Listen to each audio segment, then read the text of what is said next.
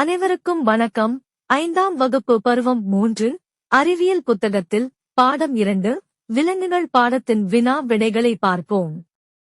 1. சரியான விடையை தேர்ந்தெடு. 1. பிரிதல் என்பது வகை இனப்பெருக்கம். அ. பாலிலா. ஆ. பால். இ. குஞ்சு பொரித்தல். இ. குட்டி ஈனுதல். விடை அ. பாலிலா. 2. டாஷ் ஒரு முட்டையிடும் விலங்கு. அ. பசுமாடு. ஆ. மான். இ. ஆடு. இ. வாத்து. விடை இ. வாத்து. 3.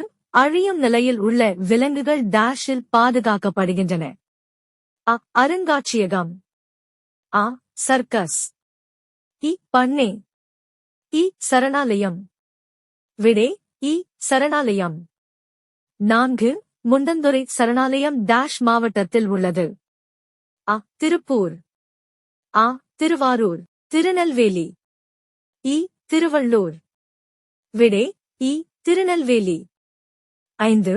நீலச் சங்கத்தின் முக்கிய நோக்கம் விலங்குகளை டாஷ். அ. துன்புறுத்தல். ஆ. சிறைபிடித்தல். இ. காப்பாற்றுதல். இ. புறக்கணித்தல். விடை இ. காப்பாற்றுதல். 2. கோடிட்ட இடங்களை நிரப்புக. 1. நேரடியாக குட்டிகளை ஈனும் விலங்குகள் டாஷ் என்று அழைக்கப்படுகின்றன. விடை குட்டி ஈனும் விலங்குகள். 2. விலங்குகளை டாஷ் அவற்றை அழியும் நிலைக்கு கொண்டு செல்லும். விடை வேட்டையாடுதல். 3.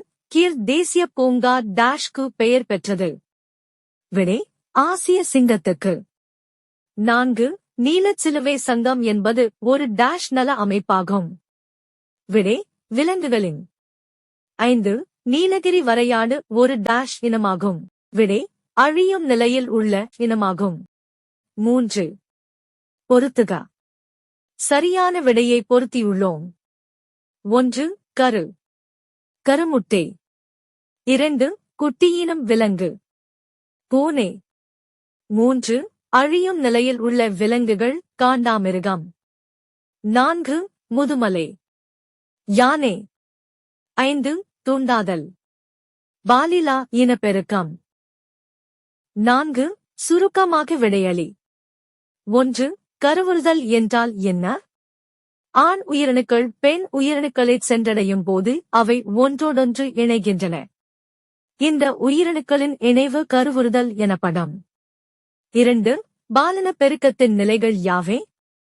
பால் இனப்பெருக்கம் கீழ்காணும் நிலைகளைக் கொண்டது. அ. கருவுறுதலுக்கு முன். அ. கருவுறுதல். இ. கருவுற்றபின்.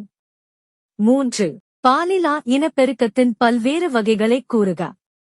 பிளவிப் பெருக்கம், மொட்டு விடுதல், துண்டாதல், சிதறல்கள், ஸ்போர்கள் ஆகியவை பாலிலா இனப்பெருக்கத்தின் பல்வேறு வகைகள் ஆகும். 4. குட்டியீனும் விலங்குகளுக்கும் முட்டையிடும் விலங்குகளுக்கும் உள்ள வேறுபாடுகளை கூறுக. முட்டையிடும் விலங்குகள். கருவின் வளர்ச்சி விலங்கின் உடலுக்கு வெளியே நடைபெறுகிறது. இவை தங்கள் இனம் உயிரிகளை முட்டையிட்டு உருவாக்குகின்றன. கருவானது முட்டையின் மஞ்சள் கருவிலிருந்து ஊட்டச்சத்துக்களை எடுத்துக்கொள்கிறது. எடுத்துக்காட்டு பூச்சிகள், மீன், ஊர்வன பறவைகள். அடுத்த குட்டியின விலங்குகள். கருவின் வளர்ச்சி விலங்கின் உடலுக்கு உள்ளே நடைபெறுகிறது. இவை நேரடியாக இளம் உயிரிகளை ஈனுகின்றன. கருவானது தனது வளர்ச்சிக்கான ஊட்டச்சத்து தனது தாயிடமிருந்து பெற்றுக்கொள்கிறது. எடுத்துக்காட்டு பூனை, நாய், சிங்கம், மனிதன். 5. நீலச்சிலுவை சங்கம் குறித்து சிறு குறிப்பு வரைக. நீலச்சிலுவை சங்கம் என்பது இங்கிலாந்து நாட்டில் அமைந்துள்ள விலங்குகளின் நலனிற்காக பதிவு செய்யப்பட்ட அமைப்பு ஆகும். ஒவ்வொரு செல்ல பிராணியும் ஆரோக்கிய வாழ்வை மகிழ்ச்சியான இல்லத்தில் அனுபவிக்க வேண்டும் என்ற நோக்கத்துடன் 1897ஆம் ஆண்டு இந்த அமைப்பு ஆரம்பிக்கப்பட்டது. 5. விரிவாக விடையளி. 1. பாலிலா இனப்பெருக்க முறைகளை விளக்குக. விடை பிளவிப் பெருக்கம். பிளவிப் பெருக்கம் முதுகெலும்பற்ற பல செல்களுடைய உயிரிகளில் நடைபெறுகிறது. இம்முறையில் ஒரு உயிரினம் தானாகவே 2 உயிரினங்களாக பிரிவடைகிறது. எடுத்துக்காட்டாக தட்டைப்புழு, கடற்பஞ்சு, கடல் வெள்ளரி போன்ற உயிரினங்கள் 2 பகுதிகளாக பிரிவடைந்து ஒவ்வொன்றும் 2 புது உயிர்களாக வளர்ச்சியுறுகின்றன. மொட்டு விடுதல். மொட்டு விடுதல் என்பது ஒரு வகை பாலிலா இனப்பெருக்கமாகும். உடல் உறுப்புகள் புறவளர்ச்சி பெறுவதன் மூலம் இவ்வகை இனப்பெருக்கம் நடைபெறுகிறது. இம்மொட்டுக்கள் பின்னர் தாய் உடலிலிருந்து பிரிந்து புதிய உயிரினம் உருவாகின்றது. மொட்டு விடுதல் பொதுவாக முதுகெலும்பற்ற விலங்குகளாகிய ஹைட்ரா மற்றும் பவளப்பாறைகளில் நடைபெறுகிறது. 2. விலங்குகள் அழிந்து போவதற்கான காரணங்கள் யாவை? ஒரு தாவரம் அல்லது விலங்கு அழியும் நிலையில் இருப்பதற்கான காரணங்கள் பின்வருமாறு. அநேக விலங்குகளுக்கு உணவு மற்றும் தங்குமிடத்தை வழங்கக்கூடிய காடுகள் மனித தேவைகளுக்காக அழிக்கப்படுகின்றன. அதிக எண்ணிக்கையிலான விலங்குகள் அவற்றின் கொம்பு, தோல், பல் மற்றும் பிற விலைமதிப்பற்ற பொருள்களுக்காக வேட்டையாடப்படுகின்றன. நீர் மாசுபாடு மற்றும் காற்று மாசுபாடு ஆகியவை விலங்குகளை பாதிக்கின்றன. சில நேரங்களில் சில விலங்குகள் மனிதர்களால் அவற்றின் இயற்கை வாழிடத்தை விட்டு வேறு இடத்திற்கு கொண்டு செல்லப்படுகின்றன.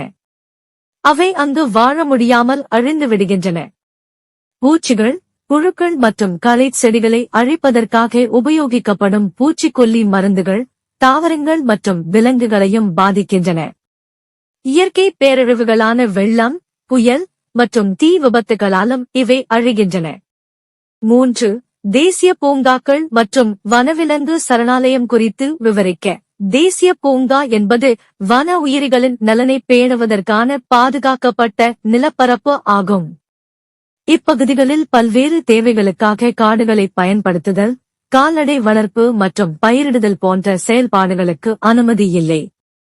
மேலும் இந்த நிலப்பகுதிகளை தனிநபர் எவரும் தனது உடைமையாக்கிக் கொள்ள முடியாது. இந்த தேசிய பூங்காக்களின் பரப்பளவு 100 முதல் 500 சதுர கிலோமீட்டர் வரை இருக்கும். ஜிம் கார்பெட் தேசிய பூங்கா. ஜிம் கார்பெட் தேசிய பூங்காவானது உத்தரகாண்ட் மாநிலத்தில் உள்ள நைனிடால் என்னும் இடத்துக்கு அருகில் அமைந்துள்ளது. புலிகளே இங்கு அதிகமாக காணப்படுகின்றன. காசிராங்கா தேசிய பூங்கா. வன விலங்குகளான காண்டாமிருகம், புலி, யானை, காட்டெருமை மற்றும் கடமான் ஆகியவை இங்கு காணப்படுகின்றன. கீர் வன தேசிய பூங்கா. இது குஜராத் மாநிலத்தில் அமைந்துள்ளது. இங்கு ஆசிய சிங்கங்களை அவற்றின் இயற்கை வாழிடத்திலேயே காணலாம். சுந்தர்பான் தேசிய பூங்கா. மேற்கு வங்கத்திலுள்ள சுந்தர்பான் தேசிய பூங்காவானது புலிகளின் காப்பகமாகவும் கங்கை நதியின் டெல்டா பகுதியில் அமைந்துள்ள உயிர்கோள காப்பமாகவும் உள்ளது. கன்ஹா தேசிய பூங்கா. மத்திய பிரதேச மாநிலத்தில் அமைந்துள்ள கன்ஹா தேசிய பூங்காவானது புலிகள் பாதுகாப்பு திட்டத்தின் ஒரு பகுதியாக செயல்படுகிறது. பெரியார் தேசிய பூங்கா. பெரியார் தேசிய பூங்கா கேரளாவில் உள்ள தேக்கடியில் அமைந்துள்ளது. பல்வேறு வகையான உயிரினங்கள் இங்கு காணப்படுகின்றன. அவற்றுள் கம்பீரமான யானைகள், ராஜரீகமான புலிகள் மற்றும் மீன்கள், ஊர்வன மற்றும் பறவைகள் இங்கு காணப்படுகின்றன. கிண்டி தேசிய பூங்கா. இந்த பூங்காவானது சென்னையின் மைய பகுதியில் அமைந்துள்ளது. புள்ளிமான், புல்வாய் மான், நதிநீர் நாய், கழுதை புலி, குல்லாய் குரங்கு, புனுகு பூனை, குள்ளநரி, எறும்பு உண்ணி, முள்ளெலி மற்றும் சாதாரண கீரிப்பிள்ளை போன்ற விலங்குகளின் வசிப்பிடமாக இந்த பூங்கா உள்ளது. சரணாலயம் என்பது விலங்குகளின் பாதுகாப்புக்காகவே ஒதுக்கப்பட்ட பகுதி ஆகும். மரம் வெட்டுதல், காடு சார்ந்த பொருட்களை சேகரித்தல் மற்றும் தனிநபர் உரிமை கோருதல் போன்றவற்றிற்கு இங்கு அனுமதி உண்டு. சுற்றுலா பயணிகளுக்கு இங்கு அனுமதி உண்டு. களக்காடு வனவிலங்குகள் சரணாலயம். இந்த சரணாலயம் புலிகளுக்கு பெயர் பெற்றது. முதுமலை வனவிலங்குகள் சரணாலயம். இந்த சரணாலயம் ஊட்டியில் அமைந்துள்ளது. வங்கப்புலி, யானை மற்றும் சிறுத்தை புலி போன்றவை இங்கு காணப்படுகின்றன. முண்டந்துறை வனவிலங்குகள் சரணாலயம். இது திருநெல்வேலி மாவட்டத்தில் உள்ளது. இங்கு காணப்படும் முக்கிய விலங்கு புலி ஆகும். ஆனைமலை வனவிலங்குகள் சரணாலயம். இது இந்திரா காந்தி வனவிலங்கு சரணாலயம் என்றும் வழங்கப்படுகிறது. இது கோயம்புத்தூர் மாவட்டத்தில் உள்ளது. சென்னாய், காட்டு நாய் மற்றும் இராட்சசானில் ஆகியவை இங்கு உள்ளன. வேடந்தாங்கல் வனவிலங்குகள் சரணாலயம். இது தமிழ்நாட்டின் மிக பழமையான சரணாலயம் ஆகும். இது காஞ்சிபுரம் மாவட்டத்தில் அமைந்துள்ளது. இங்கு கரண்டிவாயன், நத்தை கொத்தி நாரை மற்றும் பெலிகான் போன்ற அநேக வலசை போகும் பறவைகள் காணப்படுகின்றன. இத்துடன் இந்த பாடத்தின் வினா விடைகள் முடிவுற்றன. மீண்டும் அடுத்த வீடியோவில் சந்திப்போம். மேலும் இதுபோன்ற பாடத்தின் வினா விடைகள் காண நமது சேனலை சப்ஸ்கிரைப் பண்ணுங்கள். மீண்டும் சந்திப்போம். நன்றி, வணக்கம்.